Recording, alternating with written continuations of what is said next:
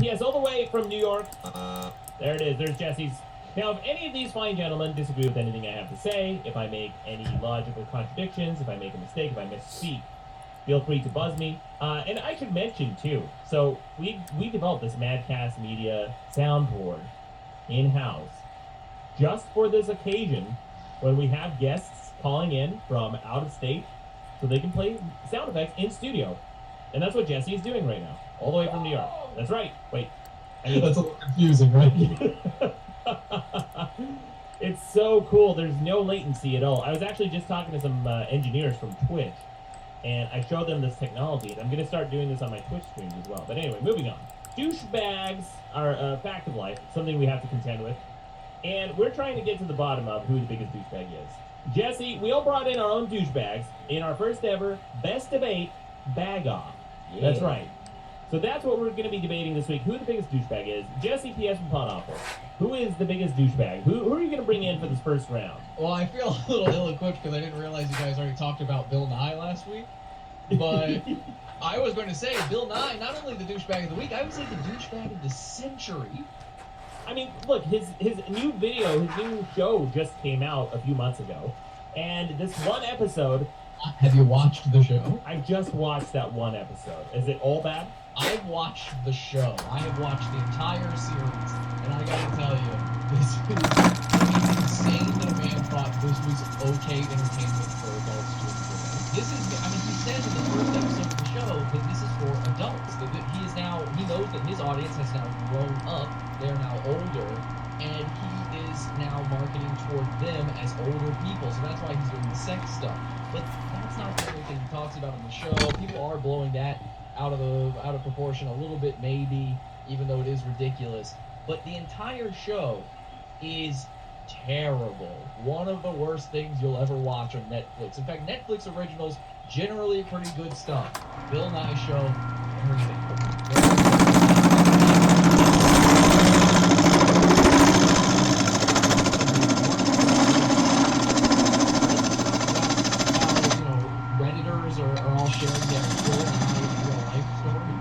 Fill us in. Well, there's a lot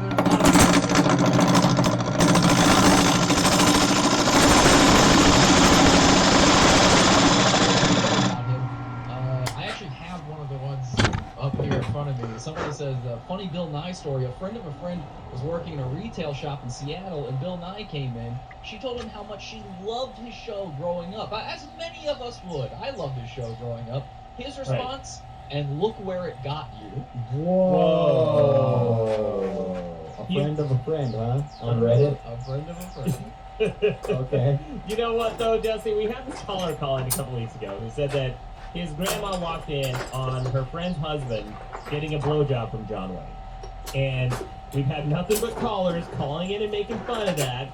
No, they confirmed it. Well, confirming it, you know, with a wink, wink, nod, nod. And then we had so many ridiculous versions of that. I heard the voicemails. I get what you're saying here. I get that you're all kind of having a little fun with me. But I'm here telling you about Bill Nye for a reason. Because I personally can confirm that Bill Nye is a douchebag. And here's how. No shit, this is an exclusive. So what happened? Have you met Bill Nye? This is an exclusive. I have not talked about this on my own show, Pod Awful. I've not spoken to anyone else about this. I recently met Bill Nye. This is a recent thing. So it's not that he's a changed man either. I ran into Bill Nye.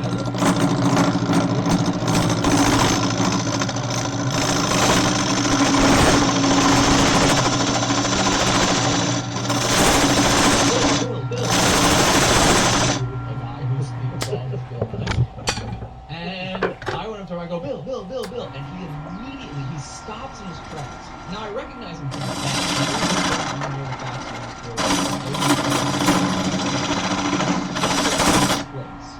On one hand, the hawkish face staring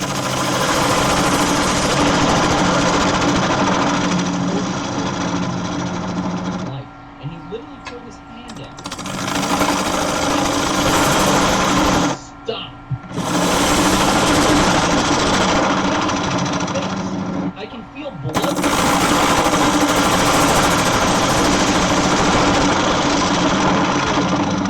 It's a mechanical hand. he's a mechanical engineer. So he starts squeezing my face, and my eyeballs are about to explode out of my head. And I'm not kidding. As I'm about to Bill! Stop it! Stop! And he pulled my hair and he brings my face down into his knee like a wrestler. This is very New York police officer. NYPD were all around and they allowed this to happen. I asked them about it later. I'll tell you what they said, why they didn't stop him. He gives me a stone cold stunner and he goes, "Booyah, bitch!" and he runs away. His bow tie starts spinning around like a propeller and flies into the air. And I go up to the cops and I say, "Why? Why did you stop this man?" And they go, "Oh, we had a one in the before." And I said, "What happened?" And they go, "Well," we go up to him and we go, "Oh, you're Bill Nye the Science Guy." And apparently Bill Nye looks at him and he goes, "It's science person now." In a single blow, knocking them all out. So I can confirm that Bill Nye is indeed a douchebag. Wow. Holy shit. First-hand account. First-hand account. You heard it. I can't believe that is literally unbelievable. You just said Bill Nye. Believe it, sister. Wow, you made your face come blood by squeezing it, huh? Yeah. Wow. Blood vessels popping and everything. Now, here's the thing, Jesse. That's just one account, okay? You're just one guy. How do we know that this isn't just one day you caught him off on a bad day? Well, I'll tell you how. I'll tell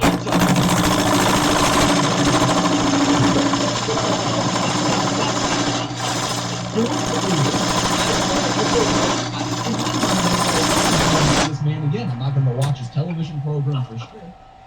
And I'm out having dinner. I'm out having dinner with my beautiful wife. And all of a sudden, I look up at the lady right there. I look up at the lady. And it's Bill Nye. He says, "Remember me?"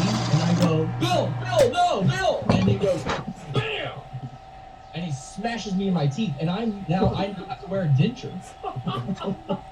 Take him out. Oh, look at that. On camera. There we go. Oh, Jesse just took out his teeth. Oh I my guess he God. really was wearing Yeah. dentures. The story checks out, guys. Wow. He really Wow. is a douche. Wow. Oh my God, they're back in. I swear to God, the next day I see Bill Nye again. Oh, 3 days in a row. 3 days in a row I run into Bill Nye. And on the third day I say to him, "Mr. Nye, please, spare me. Spare me the punishment. Spare me the pain. I was simply a fan of you as a child." And he goes, "Some lessons need to be learned the hard way." And he takes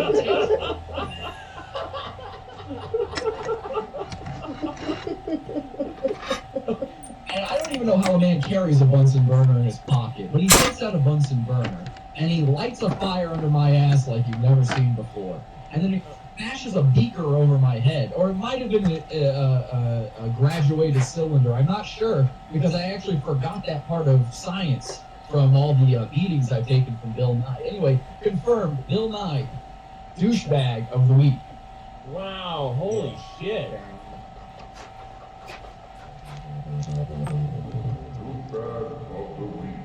Wow, So Bill Nye. is this debate for douchebag of the week or just biggest No. douchebag? Biggest douchebag. All right, but he can be douchebag of the week regardless. He is douchebag of the Just week. for yeah. that, just for that. treating a member of this network that way. We don't stand for that. We don't stand for that at Natcast Media. There are things that we don't stand for here. We don't observe Hitler's birthday. No, We don't stand for Osama bin Laden. not at all. We do celebrate his death Yes, on Death Day. Correct. And we stand up for our own when they get beat up by Bill Nye the Science. yes. The nice And person. only sorry. Bill Nye.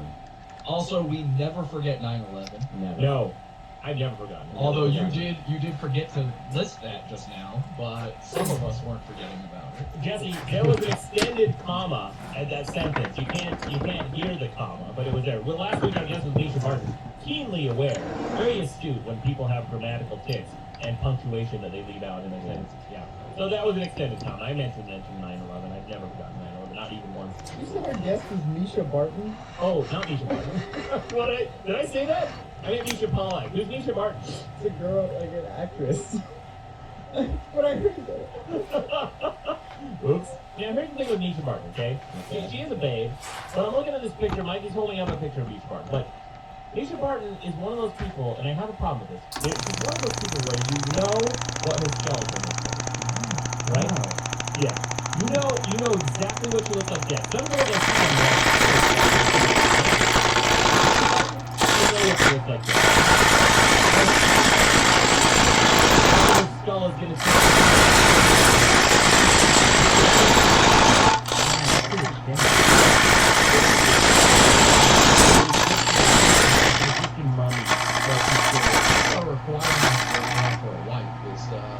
Knowing what they'll look like dead. You don't want to broadcast to people.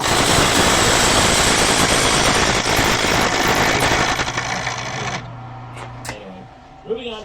Mikey, Yeah. So Mikey also brought in a douchebag. It's going to be a four-way douche off. Mikey, who's your douchebag? So I'm going for a quick switch, actually. Yeah. Because originally it was Jesse Eisenberg, the actor. Yeah, that's a good douche. That's a good douche. Oh, yeah? Who's the second douchebag? There's something about how many shows involved in the douchebag. The douchebag was actually thinking, That's a good one.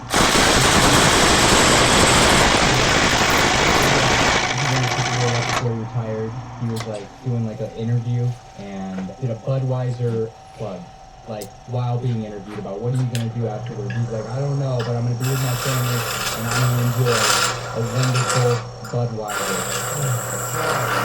You know, He is my dude. You know that very Super Bowl where they did that little cheeky thing where they went up to the guy who won? Who was it? Was it like John? Name Joe yeah. Green. Joe Green guy. Who, by the way, tells this story. Anyway, so they went up to John Elway and they said, "Hey man, you just won the Super Bowl. What are you gonna do?" And to the reporter, he's like, "I'm gonna go to Disneyland." And then you got the entire moment, as organic as it seems, was completely scripted, and he was paid to say that. You know that was a commercial. It was a commercial. No, it wasn't an actual commercial. It was done under the guise of being a post-game interview. Yeah, like Disney World or Disneyland, whatever, they pay people to say that at the end after they win the Super Bowl. What are you gonna do? I'm going to Disney World. Well, they do now, and they're open about it. But that first one, that seemed like a thing. It wasn't a commercial up to that point, and they got so much publicity from that because people were like, "Wow, this guy just won the Super Bowl," and the thing that he's thinking about is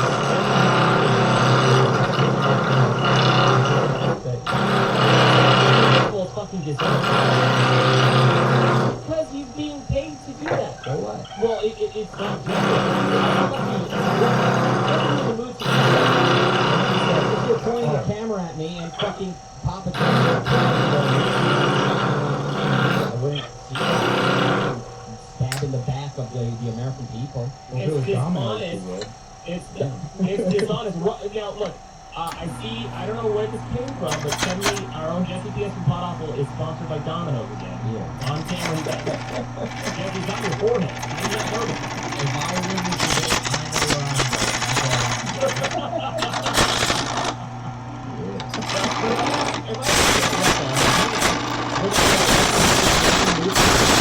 Outback Steak. I want Outback Steakhouse. There's nothing better than Outback Steak. And I said, like, what the fuck? That's a good one. That's perfect. Because I don't know if you've heard about Outback.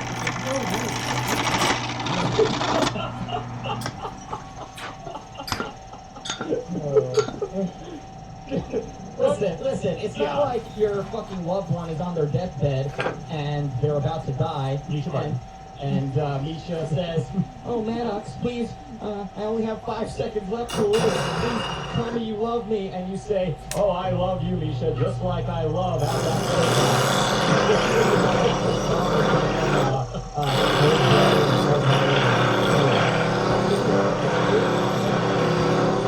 football player to give him a plug. How the hell does that bother you?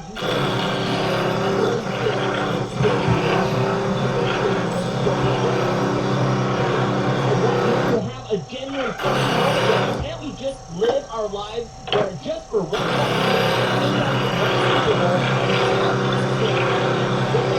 and he just says, boom, what's on his fucking mind, rather than, what's on my mind?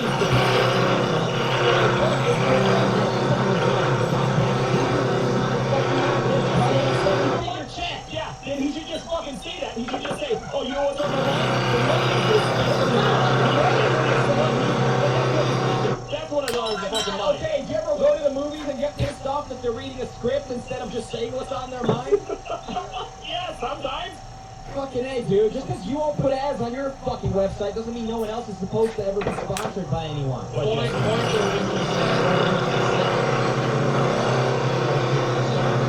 I actually looked it up. It's the guy that said it first was Phil Sims. Phil Sims. Phil Sims, and he was given 70. What's going on with this thing? 75,000. Oh my God. You would do it for $3,000. Fuck, for 3 days? What are you doing for 3 days?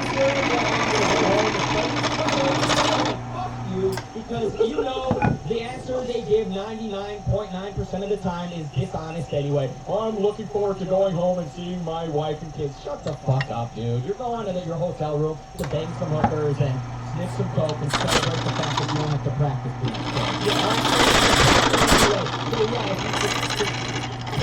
It's not to make 75 grand in 2 seconds.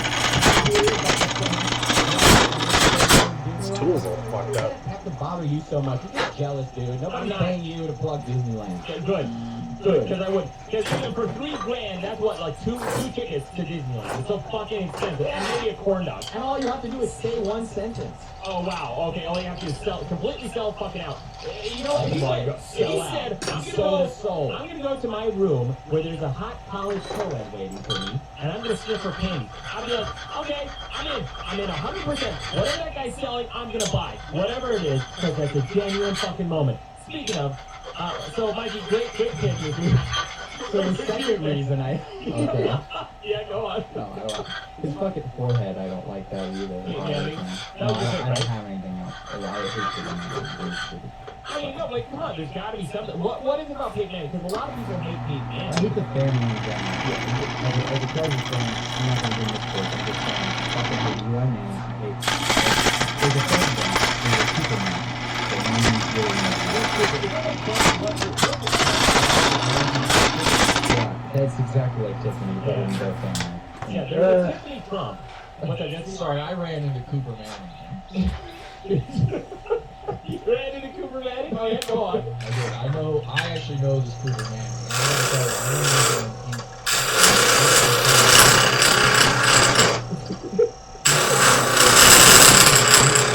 and I won't sit here and hear anything. Wow. I was at a low point in my life. A lot of people don't know this. I was once homeless and wandering the streets like a vagabond. I had plastic bags for shoes. And I run into this Cooper Manning one time, and he comes up to me, he goes, "Hey, have you ever heard of me?" And I said,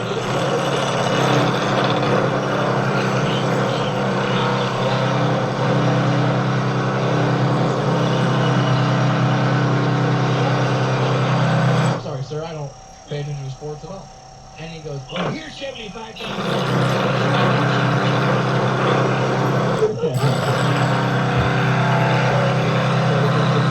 Was that a paid mention just now? It might have been. In a Well, way. he's honest about it. It's paramount honesty. Yeah. Because when you turn on TV and there's those actors give you a they're saying, hey, we're only drinking Bud Light right now because we wait for it to be here. Now, it's done under the pretense of it being honest. When you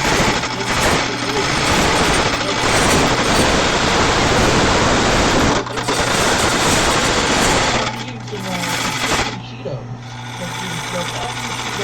They're white cheddar, they're delicious. It says so right in the package. Anyway, Love corporations. I'm a big fan of advertisements. And this podcast, we are putting it on YouTube now, the video version. It's on YouTube, we're advertiser friendly. oh, that's true. This is an advertiser friendly channel. Yeah. Moving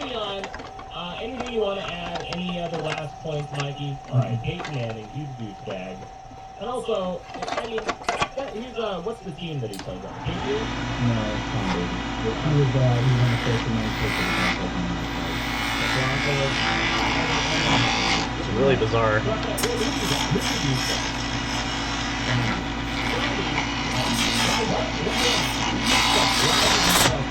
What's your affinity for Oh God! Let me guess. This is going to be one giant utopian fallacy, where you're going to take someone who has.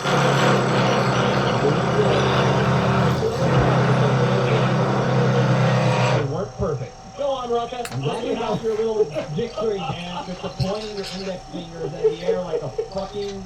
Okay. This ain't Armenian.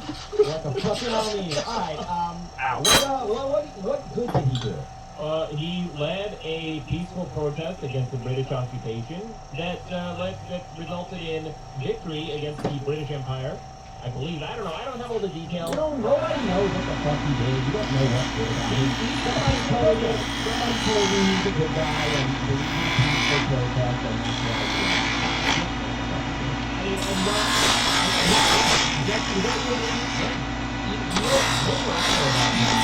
He's a virulent racist. Yeah, Jeffrey was He was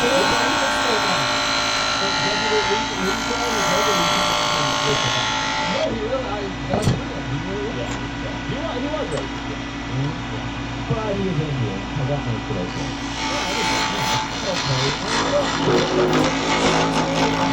Oh, he got the British look, I mean, we're across the look, I'm a historian, by the way. Once again, let me remind you and your lovely listeners, you're talking to probably the bottom 5% of society in intelligence and education. Okay, never graduated college.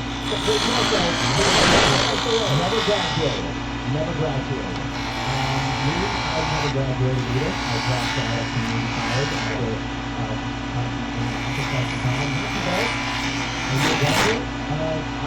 after I did the community college and I stopped going. Once I got to Southern California, I dropped out. Do I have anything else? Do I need to ask Jesse if he graduated? Dropped out of community college. So wait a second.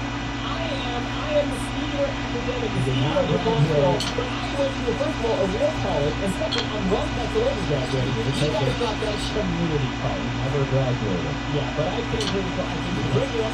Because you are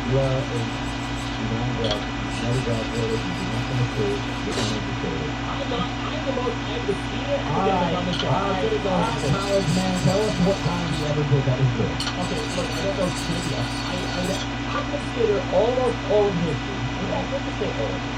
Cool. It's old trivia. And every time I go to a trivia night, they never ask any of the important stuff. Like what? Math and science. Those are the important stuff. I can talk about me. What's not important about math or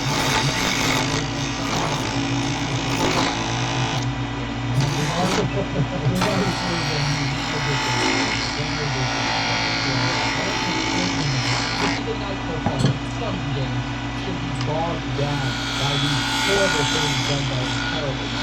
It's not Bill Nye that has done these things. I mean, he was a disciple. Well, but every time Jesse thinks on Bill Nye, that's all I hear.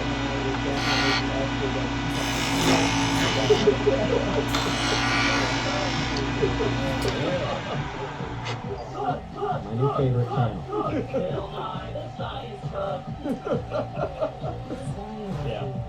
Watch, that guy's gonna have a podcast on Madcast in a week from now. You might as well. Podcast. Fuck it. You know what? Maybe I'll talk to this guy. Yeah.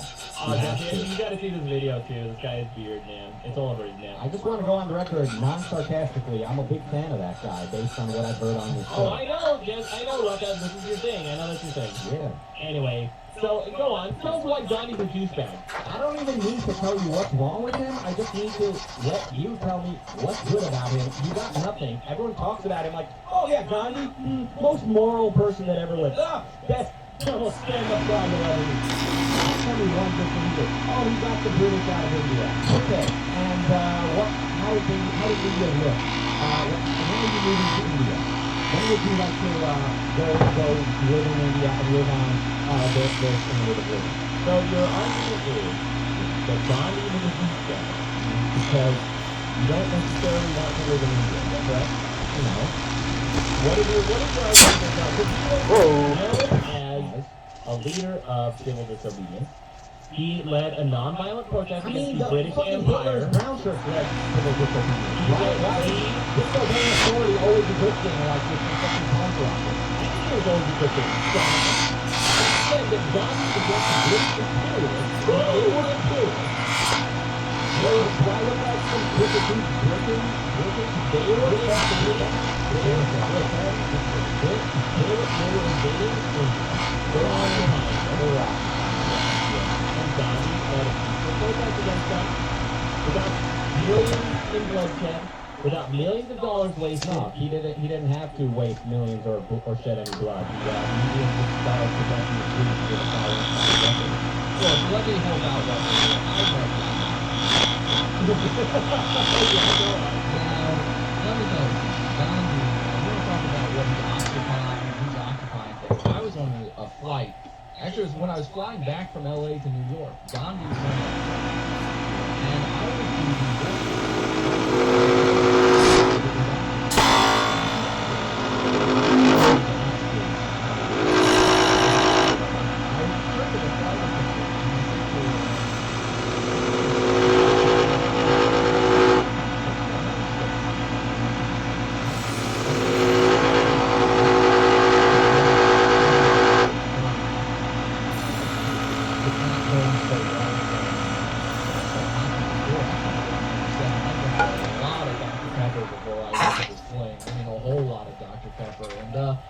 I I had to pee real bad, so I keep knocking on this door, and I go, excuse me, Mr. Gandhi. That's his last name, right? I don't know. Excuse me, Mr. Gandhi. Can you help me up? This phone,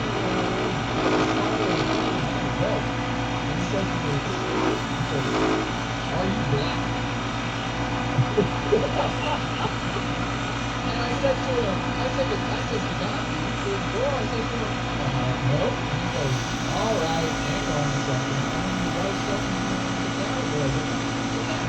I was no longer Gandhi, I'll tell you that much.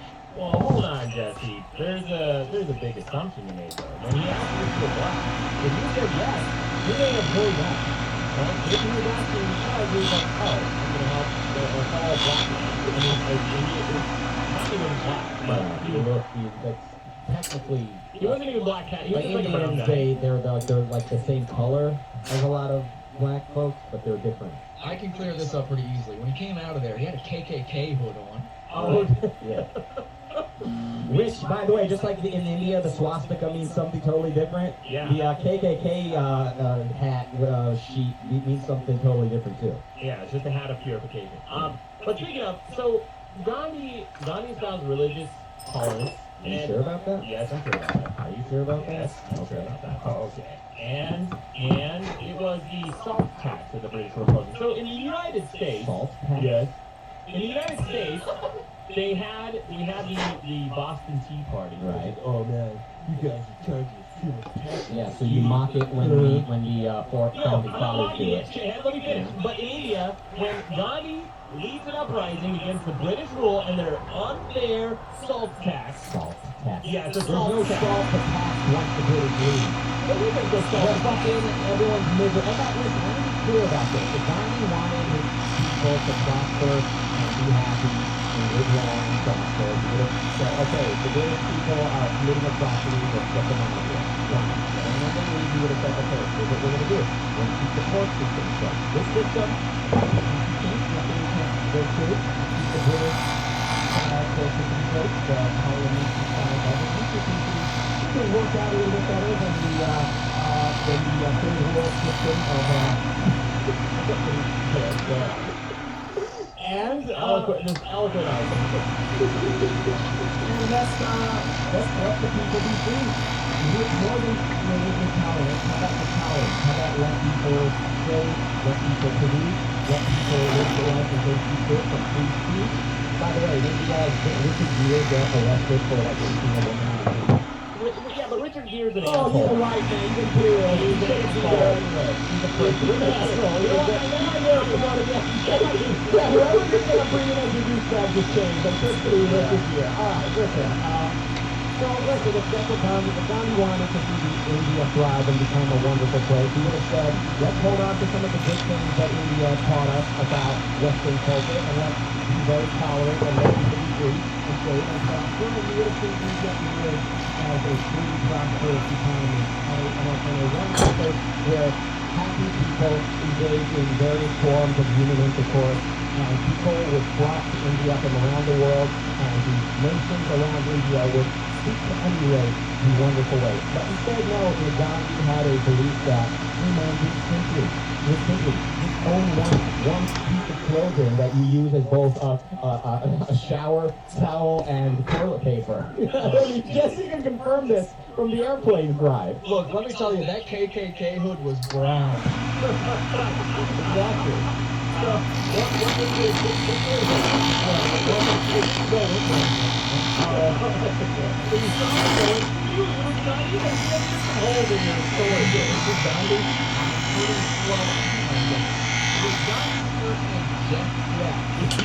No, it wasn't.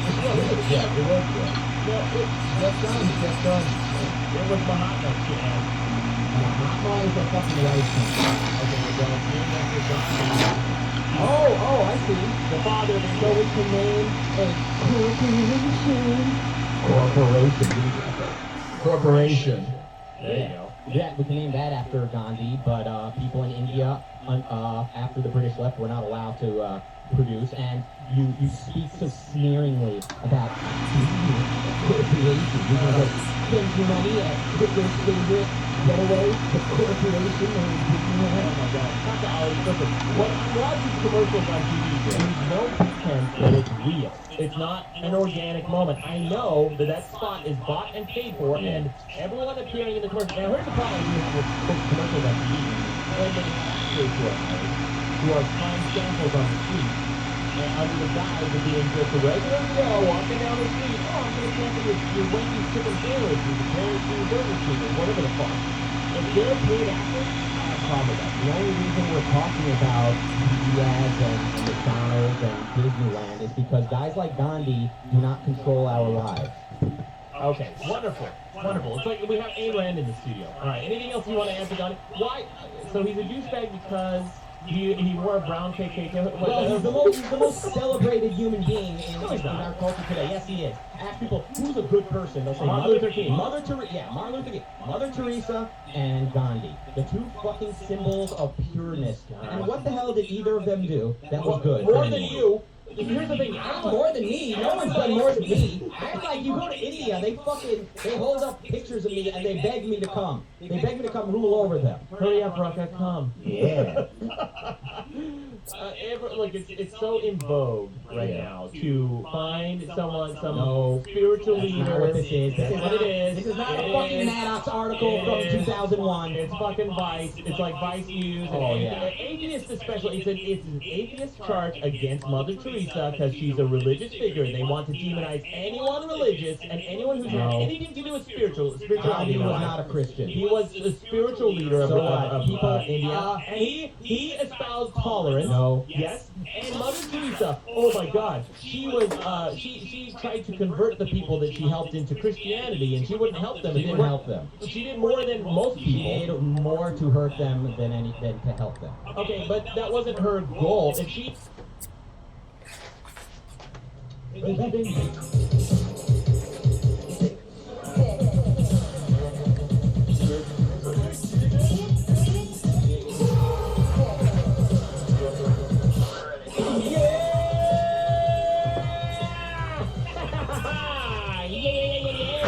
welcome to Dick. You want to give me Dick? You love Dick. It's a show where everything is a contest. I'm your host, Dick Masters, and coming to you from a mountain bunker. What are you feeling? Oh, yes, that's not funny. And also celebrating I guess it's the 11th Science episode. It's moment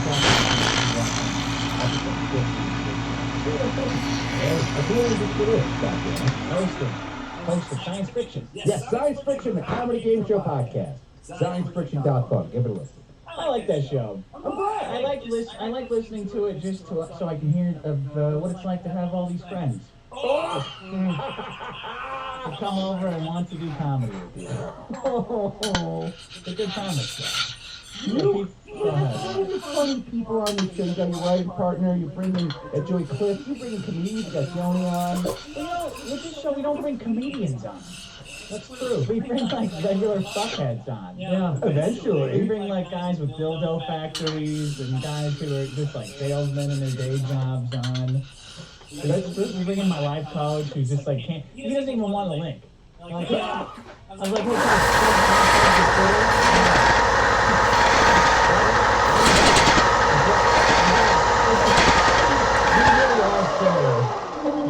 Yeah.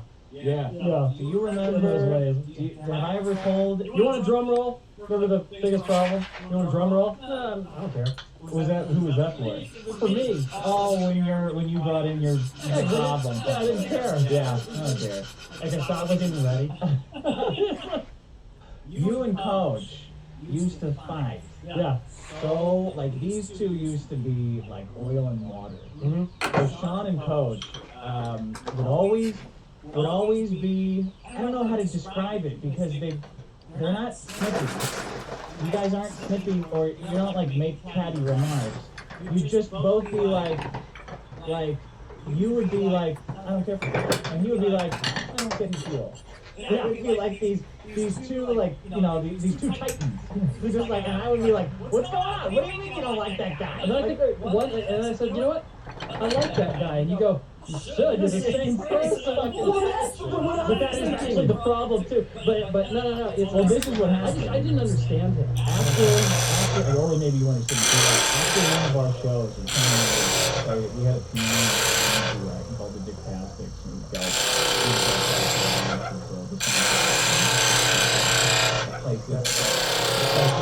places like the Derby. It isn't there anymore, and now it's Chase Bank. Yeah, we would only play at places that had a piano. That was my. Actually, we played the bike room too. Well, because then you bought you bought a couple decent keyboards, Yeah. weighted keys, and And it feel like you're playing a piano. It's just not the same. No, it's not. I mean, you got an acoustic instrument Versus a keyboard, which it just feels like I'm playing an MP3. It's too close to being a DJ for me. yeah. You know? Well, and it's the visual too. You up there on a grand piano versus. It's way better. Yeah. Oh man, the Derby they had like a piano that I think was about a mile and a half long. Big grand. That was a big grand piano. You should, at one of these live shows, it should be you and a piano, and you can play the piano the first time while you're talking. Galvin style. What? Yeah, the whole thing. Yeah. And then, like, as you get angry, you play angry piano.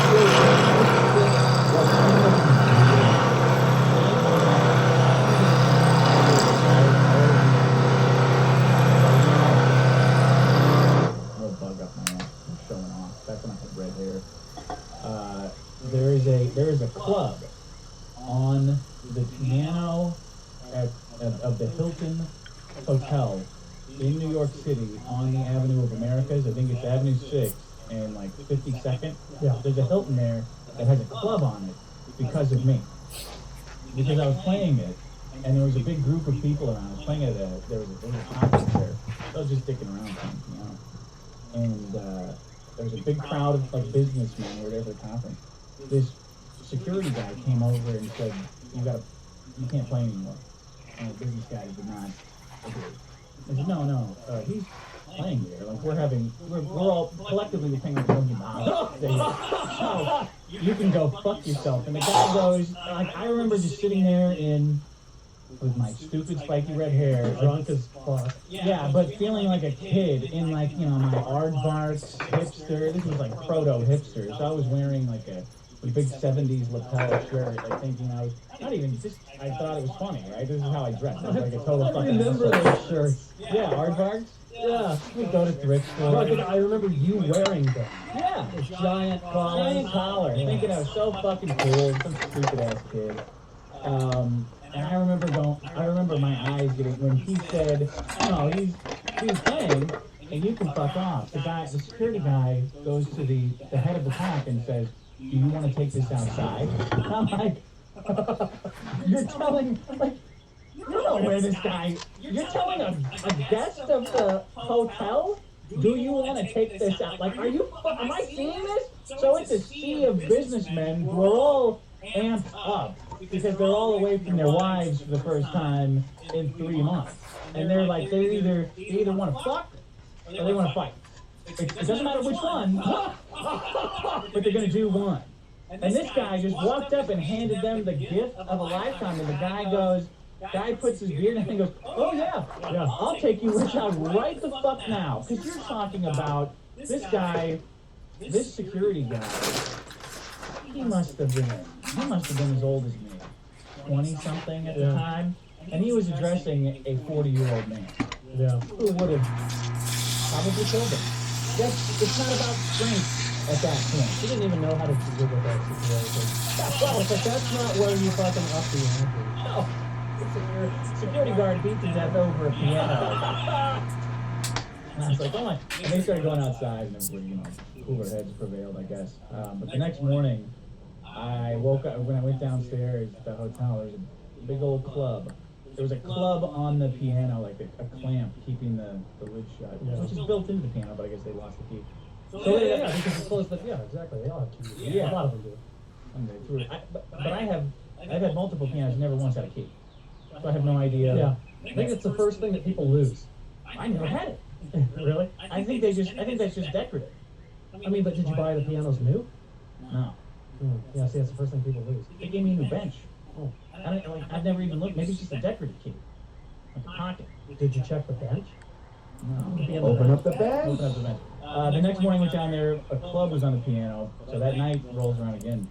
Yeah. Now I have a hacksaw. I kind of feel like playing. So I have some Freon and a hammer. I have a big pen. I took my name badge and I was like, don't worry, I could pick this lock. I was telling these girls, don't worry, I could pick this lock. I have no idea how to pick the lock. Like, I know the mechanics of a lock. I know how a lock works, but never done it before. I stick the safety pin for the conference badge into the lock and just start jerking it around and the fucking thing falls apart. Like a miracle. Is the same security guard there? No, it was a different guy. It was a woman. It was a woman whose manager came over instantly on the second no one that you guys were over. Not here. Not here. And I didn't have Yeah. inside into that. Much too early. I've heard about you. Yeah. Not the first time I've made a security guard come up. And I remember sticking the safety pin in, like thinking that I could just go back and say, we lost. Like, no big deal. And then as soon as it fell apart, I was like,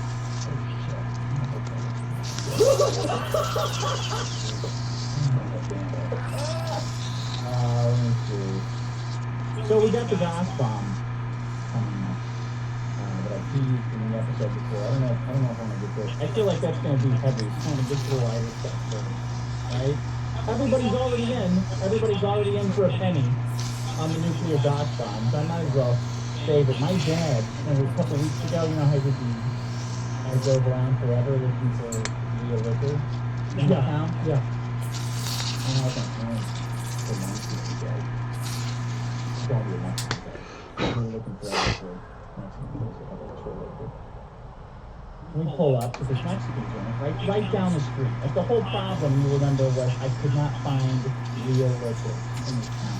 So I looked, but I looked all over Yelp. I looked all the stuff over Yelp for full bar. So like at 2 or 3 places.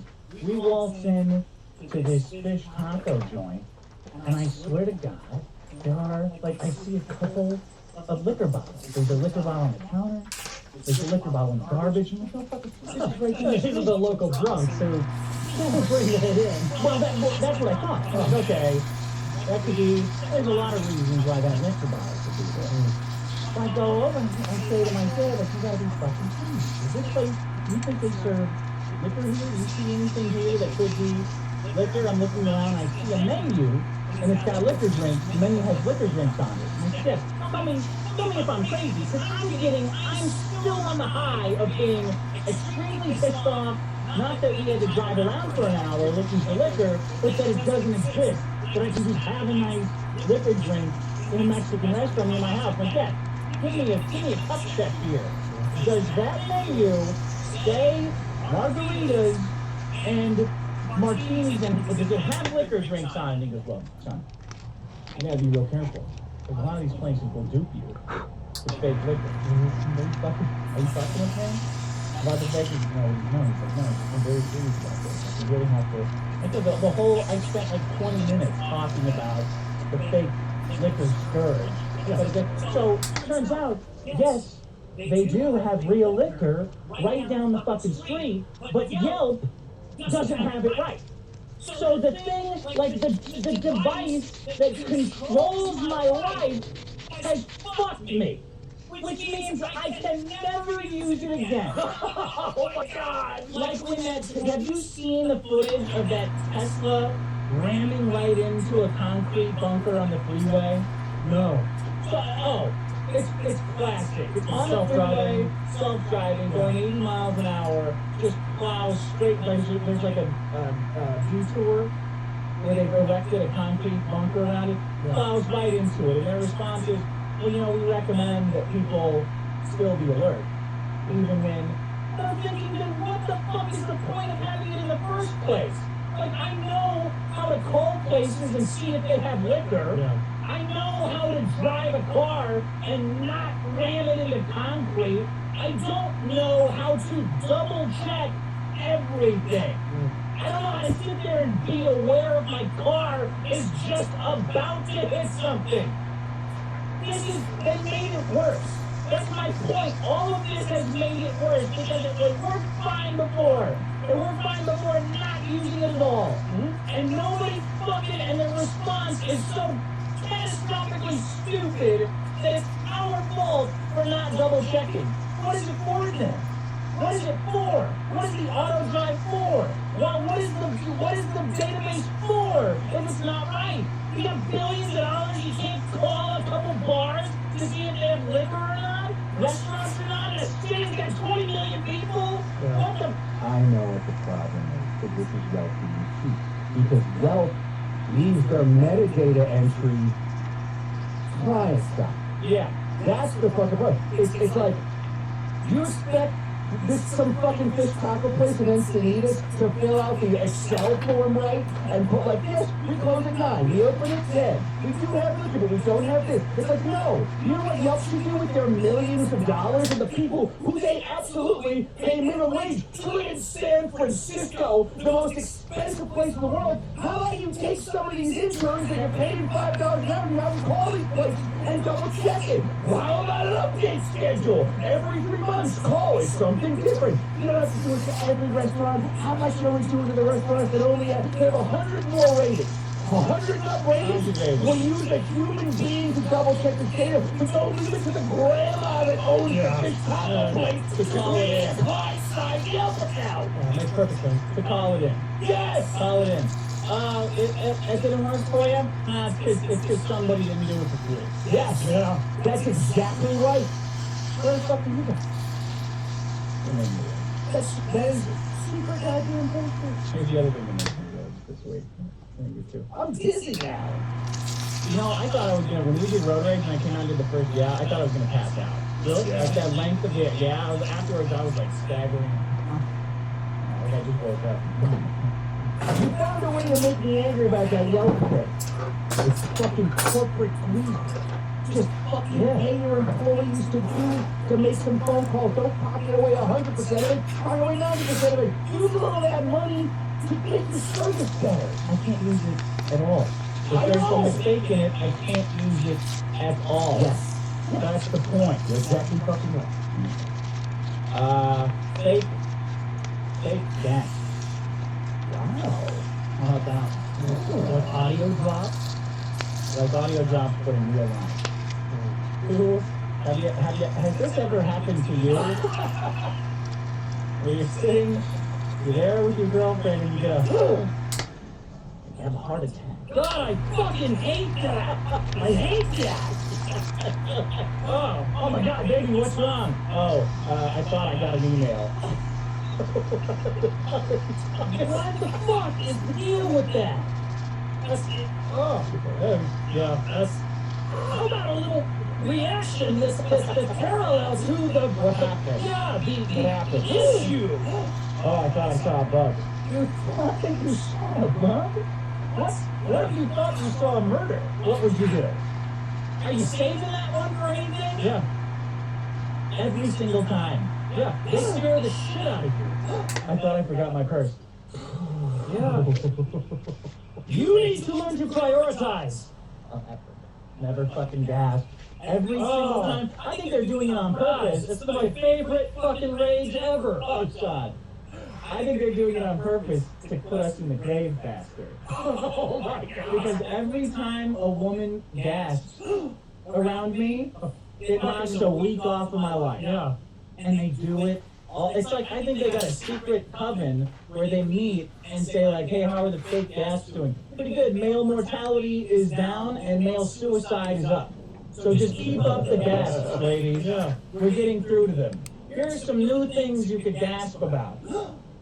Oh, I didn't realize that I was blinking. I thought I had gone blind, but I didn't realize My eyes were closed. Yeah, they were closed. False alarm. False alarm gasps. Every single fucking. Yeah. Every single one. Eventually, it's just gonna be door open, out you go. Boop. Off into outer space. An extension of that is if they're driving and something like, I don't know, a quarter mile down the fucking road happens and they jam on the brakes or swerve or something where it's like, it would take you fucking 5 minutes to get up there. But he scared the shit out of me, like we were about to, hit something 5 feet in front of us. No! I thought the dishes were dirty. Oh. Oh. I almost used your spoon. Like, oh, honey, if you get one a year. You get one a year, and then I'm calling the police. I'm having anxiety. It's the worst. It's the worst fucking thing ever, man. And there's nothing you can do to stop it. Nothing you can do to stop it at all. You can't say your reactions to the world are outside in every sense of the word. Yeah. You can't say like you will start to cry if they didn't have the Happy Meal kit you wanted. Like it's just like you can't tell them like your whole lens is fucked. Like the lens in which you look at the world Magnifies everything the same. Yeah, exactly. Like you were responding the same to cancer as you're responding to Orange is the New Black season 5 might not have this one cast member in it. It's like all of your reactions are outside. You can't say that to girls. They get very upset. I thought the new season was out. Yeah, exactly.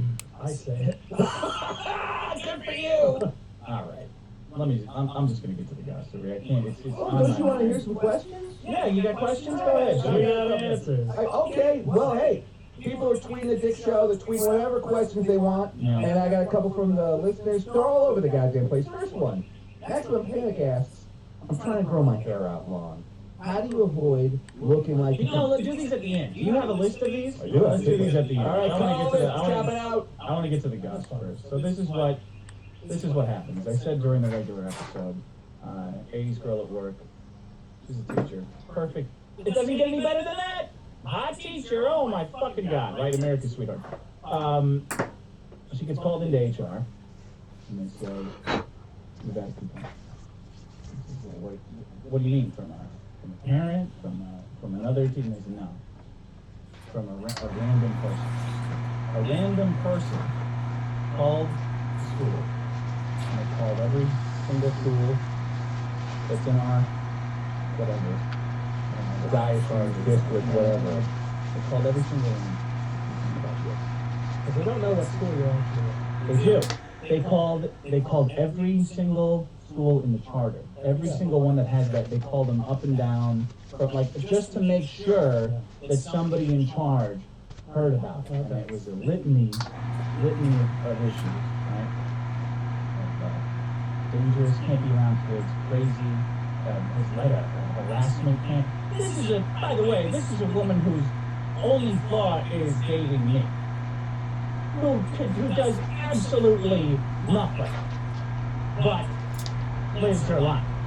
No jokes at all, no ball busting at all. It does show an enormous lack of judgment and foresight.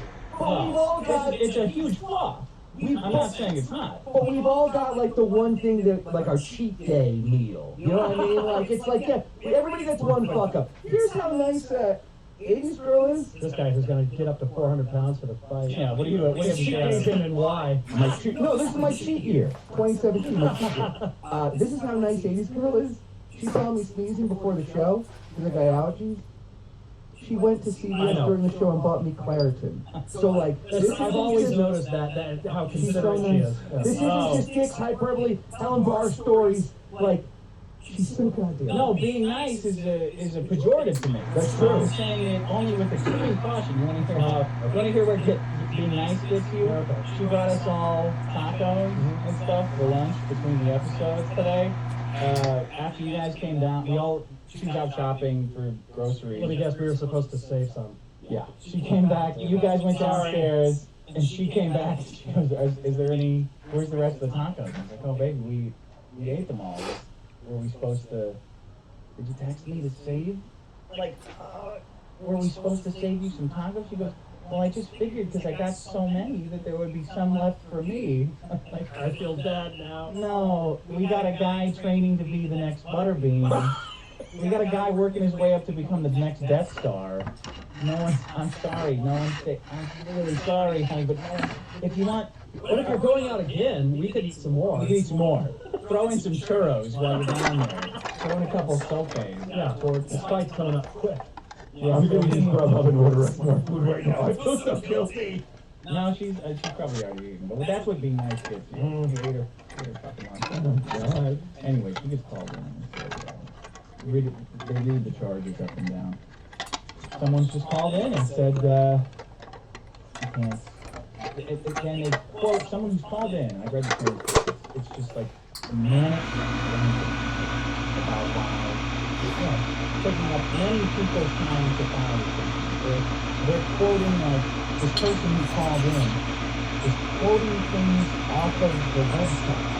To say, off of the school's website, saying, well, you say this and about this and safety, and so you're clearly like working up this weird firing pattern.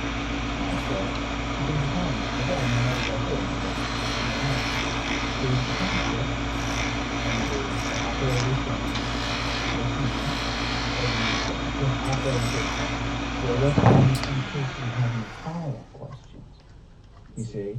Like, let's get, because everybody knows this is a thing. What's the name in case we haven't filed a question? I'm the doctor, and the doctor's gone. What's it called?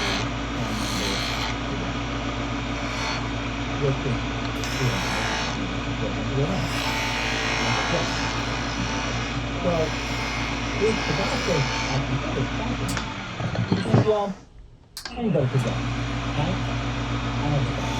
It could have been anyone. And because of, for some reason, there is this addiction, this spirit that we have collectively.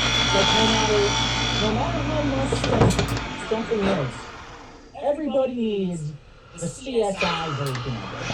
Yeah. Like, well,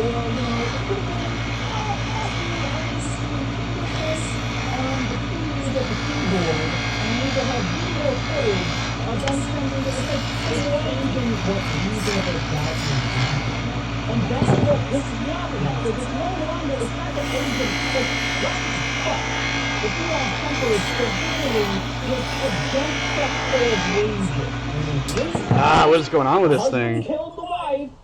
The guy that looked shifty stole your money. While he was distracting you with other bullshit, reasonably, what you think happened, fucking happened. Yeah, the most reasonable answer is generally the right one. Yeah. And if there's not, The most likely scenario probably is right. probably is. If you're not raising a bunch of other bullshit, but you can come up with the slightest motive, like somebody might have done something.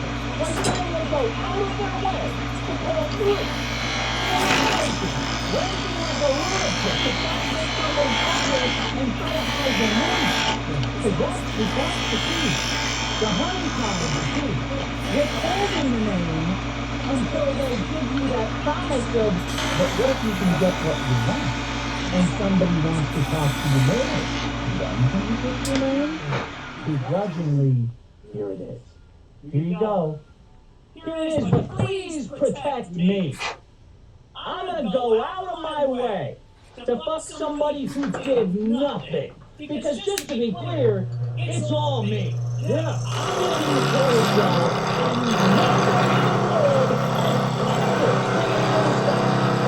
and nobody. I do not take advice from anything except from 2 or 3 people. Or if they happen to throw something out and it sounds good. But if it doesn't sound good, I'm not fucking stopping. Because I know that everybody is always looking out for themselves.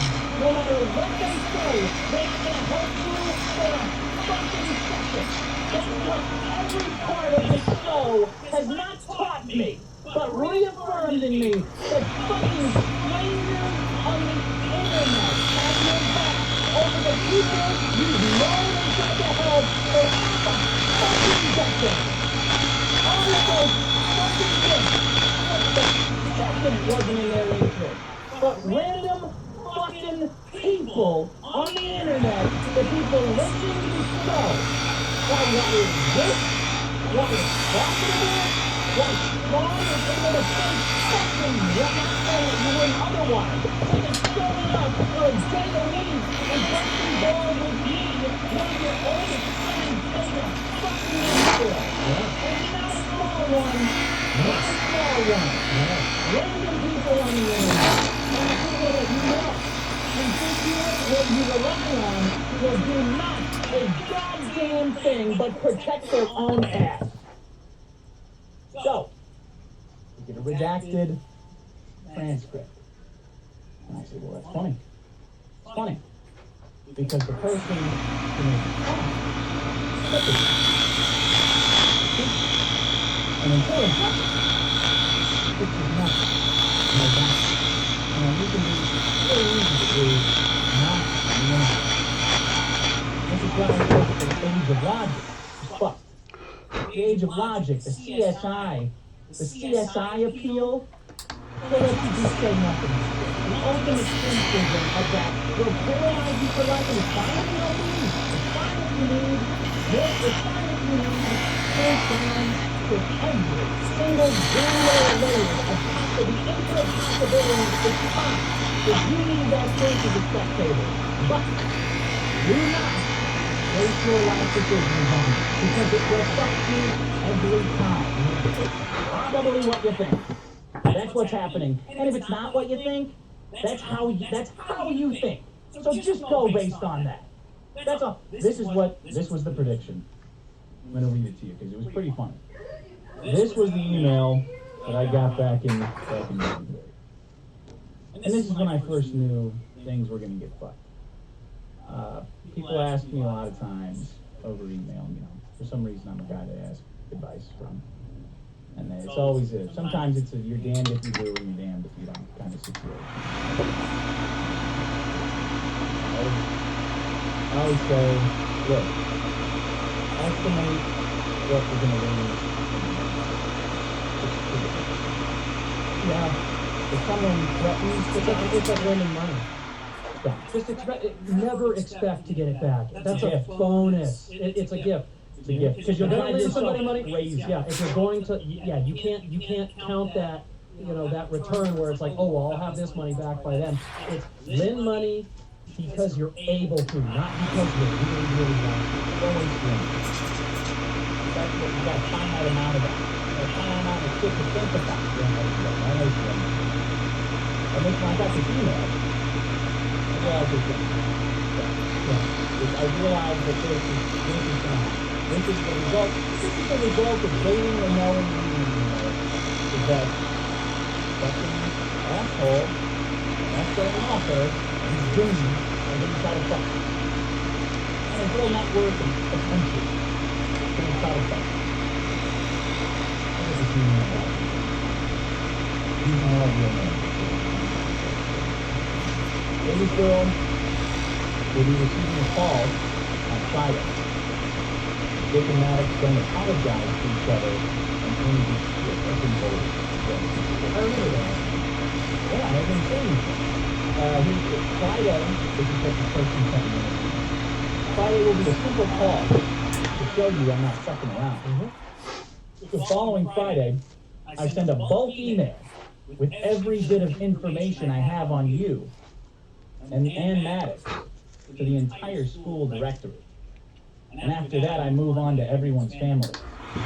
This is an attempt by me to get everyone to back down for their own benefit. That is a mistake. That's also mentally ill. Yeah, it's mentally ill, then it's ill too. Because I know what's best for all of us. It's all good. It's not fucking wrong. Well, no, it's this person thinking I can insulate Maddox from this. And But I won't look like I'm I can control just people in general, especially you. Especially you. In order to believe that line, If you think you can control people, and this is you're gonna have a tough life because they don't. Oh, yeah. Because eventually you're going to run up against someone who just doesn't want to do it. In order for this to be true, this is an attempt by me to get everyone to back down to their own benefit. It would require the threat to be different than what Maddox is doing. Because all I'm doing is making fun of people. There is no, it's nothing. It's just busting balls. That's all I've ever fucking done, is make fun of a guy because he's a fucking weirdo. That's it. There's no doxing. There's no private doxing. There's no ruining of personal and professional reputations. It's just a guy making fun of somebody because he's a fucking asshole. This is something that I've always said. It's like a lot of people on the internet, a lot of people on the Reddit, on Twitter, on the Facebook group, they like to play this false equivalency game. Like, oh, well, Mark, is good, they're both assholes. No, that's not right. The stuff that happens on this show happens out in the open, on a show, wherever you do it. You're going to tell a fucking story about Mark, you're going to tell it to everybody. You're going to have a letter, you're going to release everybody. What Mark usually does is they say nothing publicly, and they do everything in private. They say this. But, not over there. Affected all of us. Second time, They have another guy. And I have another guy too. And it's you know what, Sean? Nothing will fucking happen. Nothing will fucking happen because we're starting to get wise to this kind of horse shit. Where you just write it off and throw it in the garbage, and you honeypot them.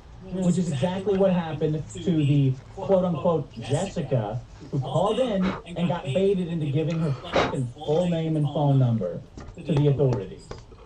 This is, everybody gets this now. That's the beauty of ubiquitous TV and social media. Everybody sits on it. However, it has the huge benefit of everybody having a collective understanding of how trust people are. You know, 50 years ago, without constantly re-handling you would get surprised by it.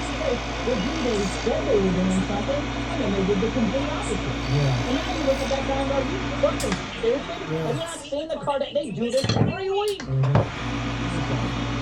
That's all I, nope, that's all I have to say. It's very serious, very shadow working.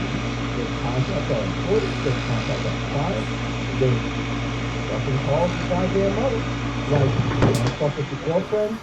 And it's what they do, and it's why they're the bad guys. Because, like, everything Dick does, he does in public. You're not secretly trying to get anybody fired. You're not calling anybody. You're not, like, taking care of your job. Buy your own book. What's going on? It's so more important This is an attempt to get everyone to back down for their own benefit. So what is the threat to everyone? Like, you know what? I was going to bring in an invention today, and I'm still not, because I like having the benefit of the show being a stupid invention. Yeah, expensive. Yeah, really. Profoundly brilliant. Saying it's profoundly stupid, yeah. And the one I wanted to bring in today was the argument. Every couple of weeks ago we were talking about chess and how they have that clock that you hit. Somebody, I didn't know how it works. Somebody wrote in that it's because you have a certain amount of time on your clock. In tournament chess? Yeah, when you're done making your move, you hit stop, and then the other guy's clock starts. So for an argument clock, you know, I don't know if this has ever happened to you, but if you're arguing with your girlfriend, and you're just going on and back and forth, and it lasts forever. What if there was a clock where you could make your point and then hit the clock, meaning you were done, and then it was their turn to make the point as quickly as possible, but as soon as the person's time ran out, you just got to talk forever. That's the biggest nightmare in the fucking world, right? Like you trick, because when you're arguing with a filibuster. yeah, when you're arguing with a significant other, you're basically both supervillains. Like you're both with like your cape. You put your villainous arguing in a relationship cape on, and you start like monologuing, like, you know, I got you in this trap, and I got you in this Mr. Bond. And she's like, well, what do you think about that, Mr. Bond? Like we're both dead. We're both dead in a James Bond movie. This is only one villain survive. Yeah. Whoever runs out of time first, they lose. And then the other villain just gets the monologue forever, for all the remaining time. Yeah. And then you win. That's how you win. You just don't just end an argument. Like a relationship. Have you ever, how old are you? Have you ever actually been in an argument in a relationship and one person won? No. It's a big waste of time. Well, and it's like, I get it. After like 3 hours, when you win, even if they cede the point, you'll run a big shitload of resentment. yeah, Right? yeah. That's what I'm saying. This What clock, if you win? put 10 minutes on the clock and get people thinking, like, let's get, all right, we want to have a fight, let's fire up Dick Masterson's argument clock, argument chess clock, and then you both punch it, and then whoever runs out of time first loses the argument. But they didn't know what the fuck they were talking about. The other person's just like, all the remaining time is just put your villain, your sit in, you can get a chair out and get a cat and really lay into it like, well, Mr. Bond, I guess that you weren't, anyway. That's a brilliant fucking idea. It's a good idea, right? It is. They have these apps now that you can use to see who talks the most in meetings. Oh, God. Yeah, exactly. Yeah. Like, it started out as an anti-sexism thing, because, like, Men dominate the conversation. yeah, exactly. So, like, it's a little thing, like, you see who started during the meeting, it'll tell you, like, men talk 80% of the time, women talk 60%, or the reverse. Like, so I think you could build an app out of it. You know what I mean? You could sell this thing for $5. The Dick Masterson argument clock, it could be an iPhone app. It doesn't have to be a physical thing. No. Well, it has to work physically, because if you physically have to press the button, it's going to make you think differently. Yeah. You know, like those elevator codes, it's like that whatever section of behavioral science that deals in training you to think differently. If the thing is there, like if it's red, you're gonna go this way and whatever. I want you to have to press. You have to submit to the clock by pressing it. Well, it That's sounds the like point. we need a USB. It sounds like we need a USB piece of hardware. You plug it into your iPhone. It's got 2 buttons on it. Look, it's $1 billion idea. I love this. I'm trying to make this idea real. I know. Great idea. Great idea. And anybody who wants to do it can do it. Anyway. I brought it in. Let me get to we'll get to that. Let me get to this letter first. So this is the letter I get out of nowhere. This is still January. Yeah. I don't know what I was talking about. I must have been busting my skulls at some point. I remember the. You remember the email? I remember the email. Yes. I'll read it again. Friday will be a simple call to show you I'm not fucking around.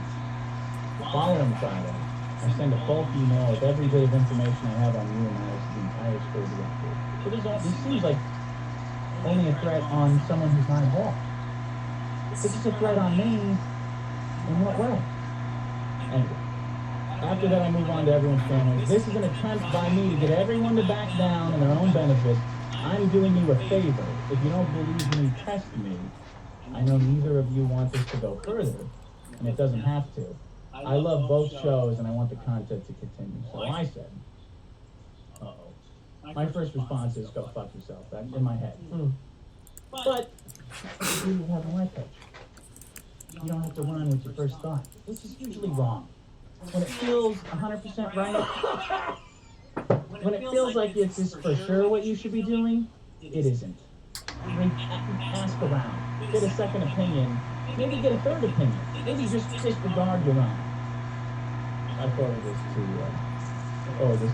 life coaching comprehensive training. So, what do I do? She said, fuck, don't do anything, don't respond to it. Coach.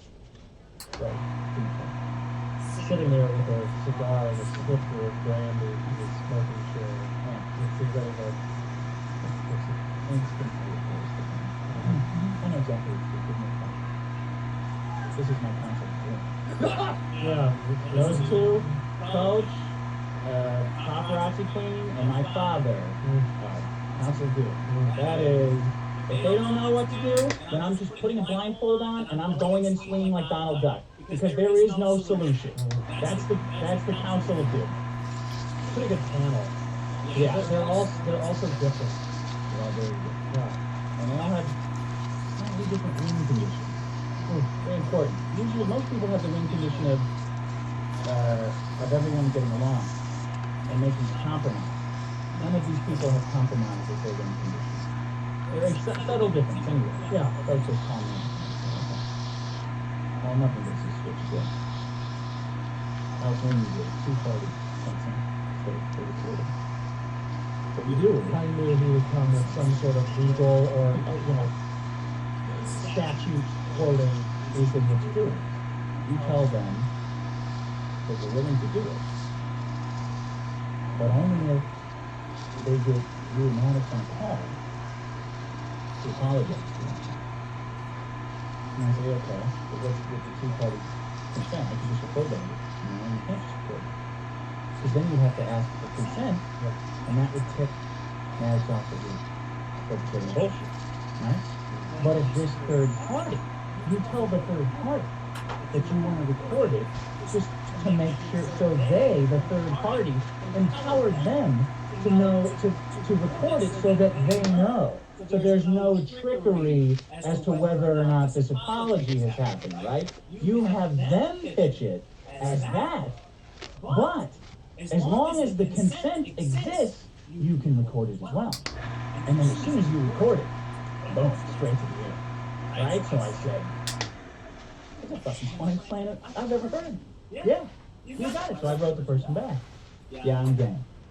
But I need you to record the call and keep in mind. Ready?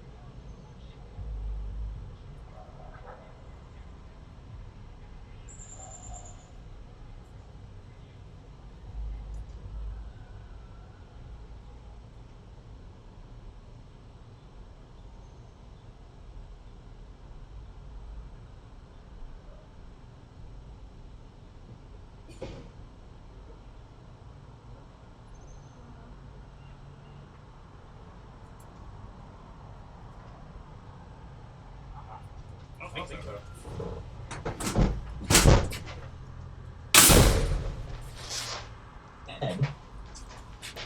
They wrote me back and said, I will be in touch. And that was it. Never heard from them again. Never heard from them again. Boxing never happened. None of it ever happened until last week.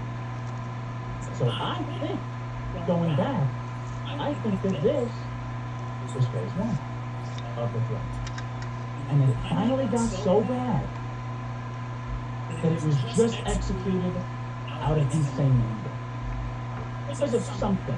I don't know what. I don't know what. I don't know what would cause this to happen except for one thing. Johnson. Because going back, Asterio sent me this, all the way back in June of last year, which is when this all started. This was the start. In June of 2016. Lovely girl, Corey Johnson, tweets, shout out to Dick Masterson for getting rid of the dead weight. Maddox. DickShow.com. DickShow.com. Just, throwing them out there. Congrats for getting rid of the dead weight. This is almost a year. Yeah. Almost the beginning of this fucking show. Right? When I'm ranting about ISIS or sex robots, when I still had comedian friends. Yeah. Somewhere around that time. Yeah, right. Before my phone got chopped from 500 contacts to 10. You know what's kind of funny though? I mean, you can correct me if I'm wrong, but it seems like the most successful people, like in that circle, are still with you. Well, Randy is. Joe. Joey Clift is a television writer. I mean, Star. Joe Starr is What I'm saying is because they know, and that was always, that's why I've always thought in the back of my mind, I said, he's all right, because these other people, turned on a dime. and they're nobodies. But the thing is, They're nobodies. here's the difference. Here's the difference between all the people that fuck you and all the people that stay. All the people that fuck you are UCB. Yeah. Joe Starr's not UCB. Joey Clift, although he performs in theater, Joey Clift is a television writer. Joan, although she performs in theater, Joe's known you forever and has done comedy for 20 years. Like, it's the UCB phonies who all turned on you. Well, and those are the people who, like, UCB's biggest thing is teaching improv classes. Is UCB, like, anything near, legitimate anymore as far as, like, it's a talent farm. It's a talent farm. It's a talent farm like a bunch of other ones. Too. Yeah. But it's like it. Like the fucking Groundlings Or is. Second City. Second City, Chicago. Annoyance, New York. This was the tweet from a year ago, right after the show started, from Mental Jess on Twitter, which was immediately deleted. She replied out of nowhere. She replies to this girl. On the contrary, me, picked up all the weight. A fat-ass teacher who can't keep her legs flat. I remember that. Throwing out immediately. Throwing out personal information. Yeah. Immediately. And I also, go ahead, were you going to say something? Nope. I also have this. This is a chat from Maddox with a random guy on the internet. A 2-page long chat. But I don't know if I'm going to post. Just because I fucking hate that these assholes are running their mouths like this. About someone who's not involved in this at all. Right? Maddox is a long tirade. Maddox is telling a random guy about how I don't get laid. Dick can't get laid. He seriously has no game. That's why he was desperate enough to go for my ex when she tried to get back at me. This is the story. He sold out the podcast for my sloppy seconds. So there's that. So if he's trying to spin anything about a conversation being a reason, not true. Also from Maddox. Again, privately. Dick is being a huge coward by bringing her up. Because he knows the next step is for me to get a restraining order and she'd lose her job. That's the next step, John. Mm-hmm. The next logical step for me talking about who I'm dating is for this internet comedian to get a restraining order against someone who has no contact with him, who's blocked him on her phone because he obsessively texted after the wedding. The next step is to get a restraining order against her, which would cost her her job, which is the goal. Do you have to prove anything to get a restraining order? Yes. Against some, I would think so. A judge has to grant it. Because it's like, Your Honor, his phone number is an asshole. It's blocked. Yeah, that's what I'm talking about. That would be insane. No. So, I'm going to do what I do, What I do is make comedy out of this. There's no stopping it. There's no stopping. This world is full of complete pieces of shit. And there's no stopping them. And they will win. This fuck, Maddox, and his girlfriend will sell a book, they sell t-shirts, they get whatever views on YouTube, the money will come in, there's no fucking stopping them. So why not make fun of it? Lenore's stalker is never gonna get in trouble. Yeah. Everyone who does this, and everybody has somebody like this in their life, nothing is ever gonna fucking stop them. Because some amount of people are shit. That's the lesson here. So we're gonna make fun of it. There's no stop. Well, all I do, that's what we do. We turn it into comedy. So what I got is something I'm gonna call the nuclear gospel, which is hanging around the house. I was doing a little bit of cleaning, going through some stuff. I go through everyone's stuff at all times. Yeah, I've gone pilfered through both of your pockets. Both I have cool stuff. I took out all the ones and replaced them with 10s and 5s just to fuck with you. So you take out. God damn it! I don't need fucking one. I like the cable. I have too much money full of 5s and 10s, you know. All I needed were a couple of 1s. Instead, I got a wad full of 10s and 5s. Story of my life. Yeah. I found this, which is a letter Max wrote his ex. Did he put that decal on it? I put this on. I know. To listeners, the envelope has a sticker on it that says, I got Mel Andrews. It's a letter in my hands that Max wrote to an ex-girlfriend begging to get back together with her.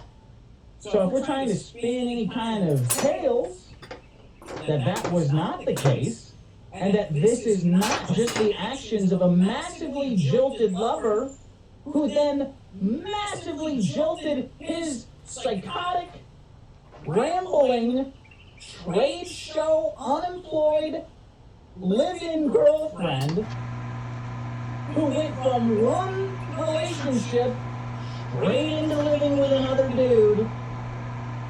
A nightmare that I said you've got to dump that bitch before she fucks up your whole life, like by, I don't know, threatening schools. In America, do we have some kind of hard-on about protecting kids? I think so. But I also think that if there is ever proof that the narrative is not this crazy girl that's trying to fuck with me, it's no, an obsessive, psychotic ex-boyfriend just will not leave his fucking ex-girlfriend alone. And he's duped a weak-minded, unemployed trade show girl into such levels of desperation and mania that she's calling schools and filing false HR claims. I forget how I started that sentence. it's going well, just keep talking. But that's the story. Yeah. And I don't know quite what to do with this letter. I've got it. It's my worst nightmare. He's opening it. I've never written I don't think I've ever written a handwritten letter. Please get back to me. No. Have you? Oh, God. God, no. I didn't do. I mean, I know you can't tell by looking at it. Yeah. I don't know what to do with this. It's a long letter. Oh, my God, is that illegal? That's 2 legal side pages. There's nothing more romantic than legal pads, than legal paper. If you want to really impress a girl, you go get the yellow legal pad and you pour your heart out on it, right? On yellow legal paper. I don't know what I'm going to do with it. I'm not going to read it today. I'm not going to read this today. Because I'm going to give them a chance to apologize. If they want to do the 2 of them, the both of them, they're a couple to me. If they want to make a video like Johnny Depp did with his stupid girlfriend when they snuck a dog into Australia. What did they do? They're both sitting there in a wide shot, looking at the camera, apologizing to all of Australia. That was when my man won the celebrity shame pool. Because he apologized first. We should restart that. Oh, yeah, it was a good idea that some asshole ruined. You want to restart the Of celebrity shame course pool? I do. Let's do it. How much are we going to throw in? How much each? $100 each. So this is what we'll do.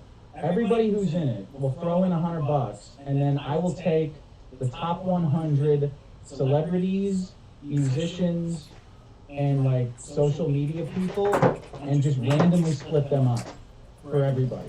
Latino, I love it. Yeah. So Sean, if you want in it, Asterios you want in it, if my man wants in it, if Peach wants in it, Mad Cucks wants in it, if anybody on the top, the top of the rage board wants in, $100 and we'll do it correctly. Can Dustin play? Yes. Dustin can yes, Dustin can play. Gotta pony up $100 there. And then we'll split it up and it's whoever apologizes first. Yeah. Right? That's who loses. Or that's who wins, whoever apologizes first. They gotta humble themselves. And then we'll post the list somewhere so everybody can follow along. Because everybody's been losing. Johnny Depp lost. Who else lost? Somebody else lost recently. Did Colbert apologize? No. No, I don't think so. Fuck, I had Colbert. He's got nothing to apologize for. You don't think using cock holster on a late night to describe the president's relationship with Russia maybe should be apologized for? Like, just for fun? No. Like, just because it would ease a lot of tension if you just said, hey, sorry for saying it was inappropriate. I don't think it is inappropriate. Okay. That's not the money talking, that's the ideology telling you to say that. His ratings are up. Yeah. Yeah, his ratings are up. That's the money talking. The guy. What do I know? Anyway, the hot goss. I think I'm gonna have Mad Cuts. I think this is what I want to do because I should not profit from this. I understand. Even though I stole it and it was not given to me, and I stole it illicitly, Yeah. I should not profit from it. Blind trust. What I'm thinking of doing is having a special screening where Mad Cuts reads this. People pay to see it, and then just give all the money to her.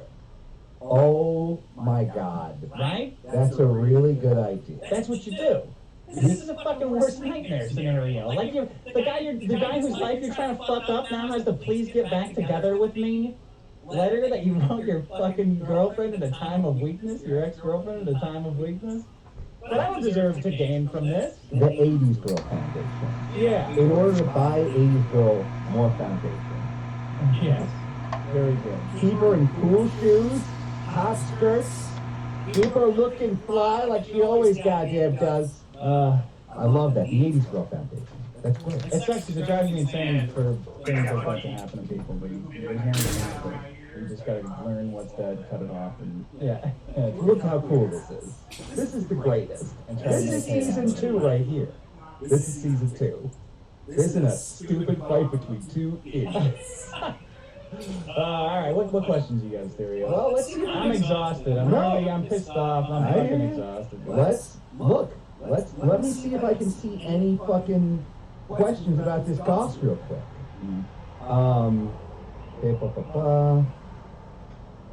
That's a good plan. Operation Charlie Brown, Coach called it. That is really smart. Yeah. Because when Charlie Brown goes to kick the ball, you pull it around. Yeah. All right, no questions about the goss, but just some random questions from the fans. Fans want your advice about everything. You're a smart guy, they want your advice. Maximum pain of gas. I'm trying to grow my hair long. How do you avoid looking like a complete freak weirdo during the in-between period? You don't. No, this poor girl that I dated when I was growing my hair out had to suffer like 6 months of me looking like a Lord Fauntleroy, like Lord Farquaad from Shrek. I look like such fucking garbage. There's no way to do it correctly because it doesn't pull back. You gotta just mat it to your head with, I don't know. I look like a fucking asshole. Wear a hat. Wear a hat, that's what I would say. And it does, some people say hair is thinner than others and might be, a little more easily manageable, but yeah, how can you fight that stuff? You know what you should do? Fucking go join the Peace Corps for a year, do some charity work. When you come back, you'll have all this long hair, you'll have all these great stories, you'll be a fucking... Yeah. All right, we got another question from 90s girl.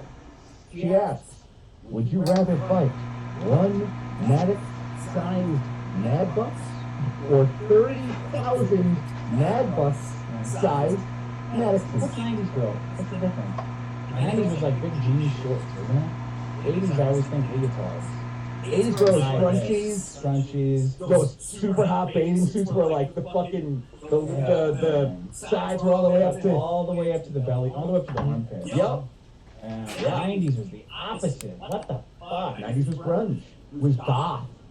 Way too thick eyeliner, makeup that makes you look like a ghost. Too big of Red Sox jackets, varsity jackets that were way too big, and stained jean shorts, like paint stained jean shorts. Yep. I'm a big fan of the 90s. I, Well, you got any other ones? well, what's your answer? Oh, what was it? Would you rather fight? No, it was a joke. It was a joke. All right, we're not gonna get into it then. One. All right, I'd like to. The rule asks if Steven and Dustin got set up in a boxing match, would you help me lock them inside and light the place on fire? I like both of those guys, and they just get shit on. And another good question, Ryan B asks, will the cool Sean ever be released?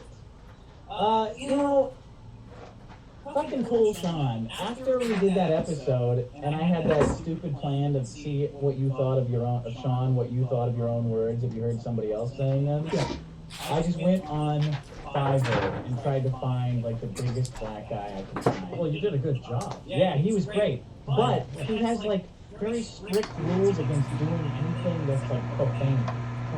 So, last time I sent him something, he declined it. What do you, like, why? You don't want your precious voice associated with the role? What's your end game, dude? You're reading things off of a paper for $5. What the fuck is your problem? Why are you gonna make this hard on me? All the big black profane guys like Kevin Michael Richardson make a hell of a living doing voices for everything on the air, like fucking Family Guy and American Dad. You know? Do you think Principal Lewis ain't foul? I think Kevin Michael Richardson's afraid to be associated with Principal Lewis? Yeah. I asked him to do a bumper for erotic stories, and I don't do anything obscene. It's an erotic story. Well, stick your guns. You do whatever works for you. I do, thank you. Thanks for making this harder than it needed to be. We got two girls with these questions. She wants to know if she just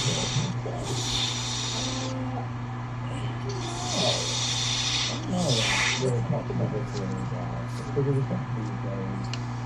And I don't care about society standards, I like you think. Like you think it's out or in? Well, that's another. But there's nothing or there's something.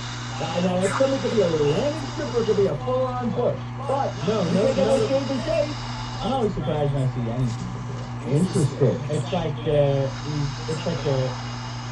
I'm not pretty trimmed, but I don't want full on bush. I'm too distracted either way if I see it. It's like, I want an explanation for this.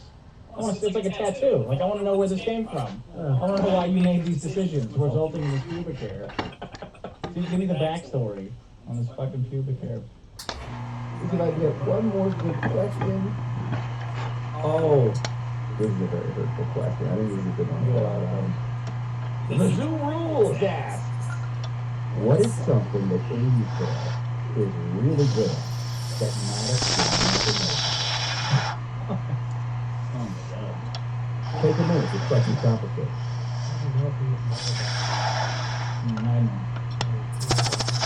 I knew both of them for a long time. Turns out I only really like hanging out with her.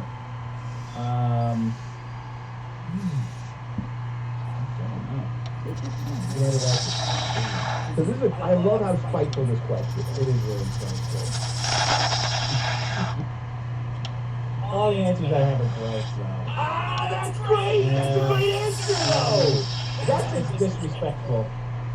The gentleman never Good told. question, though. All right, let's wrap this up. I got some voicemails in it, but I'm too pissed off about this thing. I don't know how it's gonna go. Like that's the thing.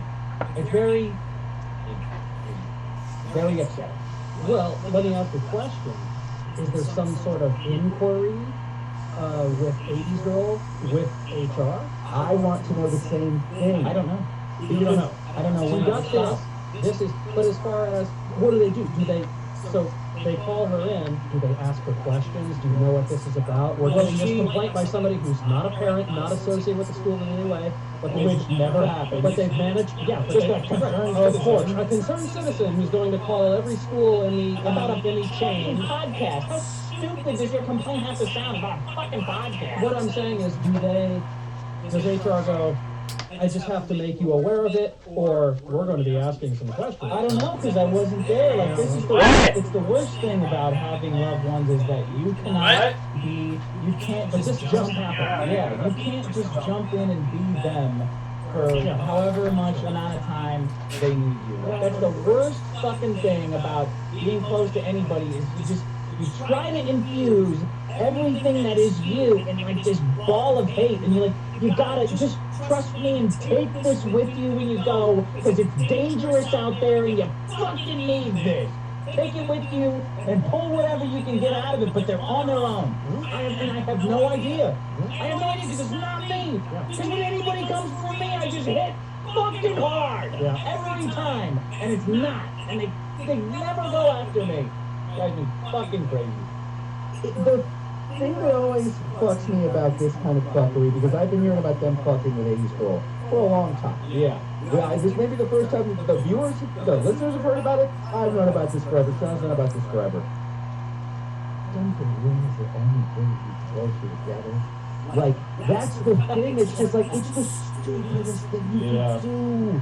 If you don't want your kid, if you want your kid not to date someone, you don't tell them you're forbidden to see this boy. Yeah. Because now they're gonna get married, asshole. It's like this is the future of dating. Your wedding day. Like instead of hiring a guy to fake mug you when you're leaving your new girlfriend, like when you're dating a girl and you take her out to the club, you hire somebody to like fake dox her. Like, hey, I'm really pissed at this guy you're dating, so I'm gonna dox you, and then you pretend like you stood up to that guy. Oh no, I emailed him. He won't be bothering you again. And then you're like, then you're in, man. Then you're in forever. Yeah, that's the future. Oh, anyway, do you have any inventions? Did you bring any stupid inventions? I brought in two. Let's hear them. All right. Both stupid. Oh, no. Take it stupider in order. Ladies who are listening, look, we always talk to the guys listening, but I don't want to talk right to the ladies listening. Listen up, both of Listen up, Tess. Has this ever happened to you? Your boyfriend just fucked up to you. Now it's time to get some revenge. This happens to every girl. So what do? They want to get the revenge. I'm really triggering to them. They really got mad at me like they've never been mad at anyone else. Yeah. So, getting revenge dick is a little bit complicated. You gotta put on a slutty outfit, you gotta get a group of girls together, you gotta sit there at the bar till some guy works up the guts to come talk to you. It can take like 45 minutes. Revenge dick. Exactly. So here's what, now imagine this, ladies. Imagine you could put on a ring that lets people know you're available. The opposite of a wedding ring. It's like an anti-wedding ring. Imagine this. You put on a glowing green ring that you can wear to bars, you can wear out, and it tells When the everyone... Green Lantern comes and fucks the shit out of you. Oh my God! Who would want that? Happens, sir? Yes, happens, sir. In darkest days, brightest night, no dick will escape my sight. Hello, moving on. So, you know, this ring tells the world, I'm available, give me your best shot. Because here's something I hear from girls sometimes. Because people are hitting on me at the grocery store and I'm just trying to buy my groceries. And it's like, guys can't read signals. All guys Wait are a minute. What you're saying isn't stupid. Oh no, shit, it's not stupid, dick. I brought this in. 80s girl was telling me that she does hula. It's like her hobby. Really? Yeah, and she was saying that when you wear... I have no idea. Oh yeah, she loves it. If you wear the flower in your hair on the other side, that means you're ready to rock. Ah. So it's like a how you wear a simple... cowboy hat, or which ear the earring was in the 80s. Perhaps handkerchief code. Perhaps not a cowboy hat for ladies, but like a flower, not a glowing green lantern ring or a cowboy hat, but a flower in their hair on the correct side. Okay, I like that Means better. I'm open for business. Exactly. Flower on the a good left means idea. I want to be left alone. Flower on the right means I go all night. Now here's the thing. I know what you're thinking. Maybe girls don't want attention from boys.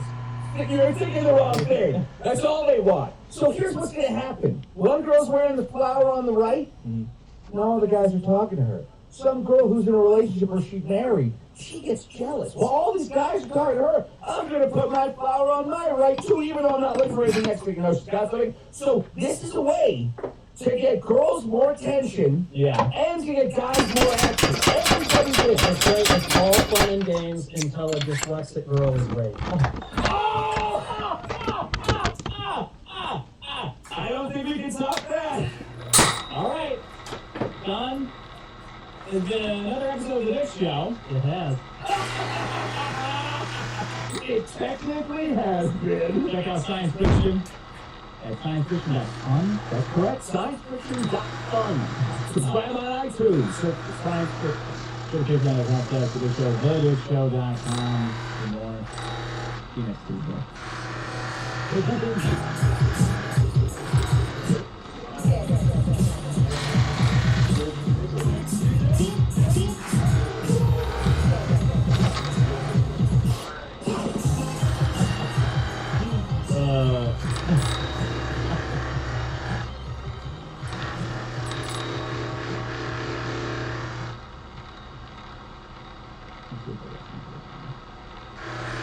With this show, lately something that's really been making me rage.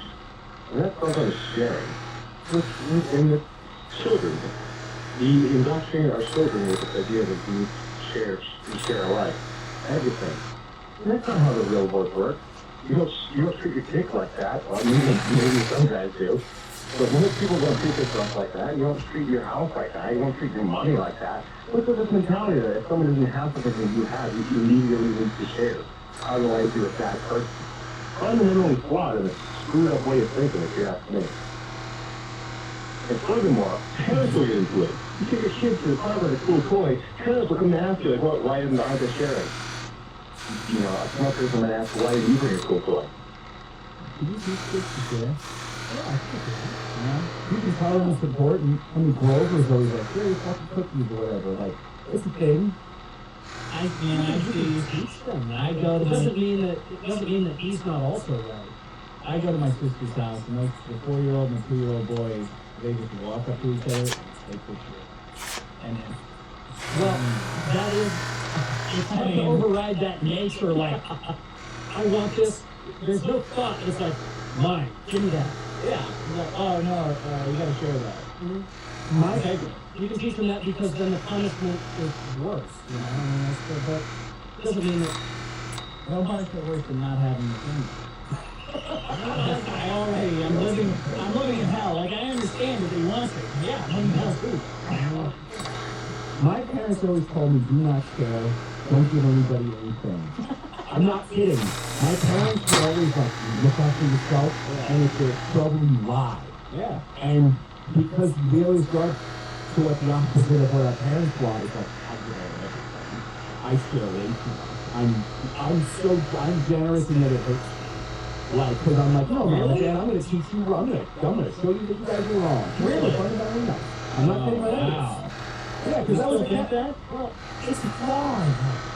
Where it's like, if somebody needs something, they're like, here you go. Like, I get this fucking... Did they tell you that because they themselves didn't live by that code and it hurt them in the same way it hurts you, and they wanted to try to get you to break the cycle? I think they told me that because they're both immigrants, and they're like, no.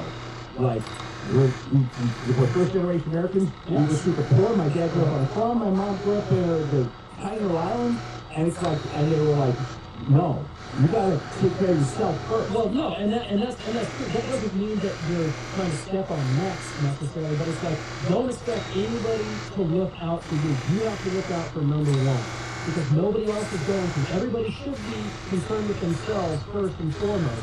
That's not to say to rob and rape and pillage the next door neighbor with what you want. But it's like, don't expect them to have enough, generosity or this word people like to throw around, altruism, because it really exists.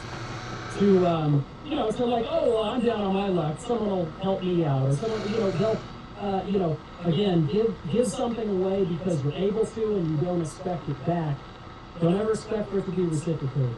I think what you're saying is Ron Paul's 2020.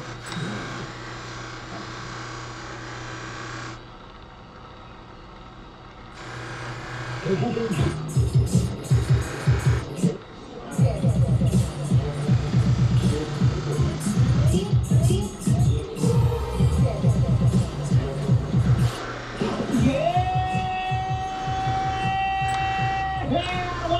Jam. You want to take it easy, you want to take you guys. It's the only show where everything is a contest coming to you live from a concrete bunker in the side of a mountaintop. I am your host, Nick Masters, and with me as always is Sean, audio engineer. Hey, what's up, buddy? Wow, straight from the sky into the studio. I've been here for about 10 minutes. Yeah. Off the plane, planes, trains, and automobiles. I am here to deliver hot content, hot, rage-infused comedy content straight to you, straight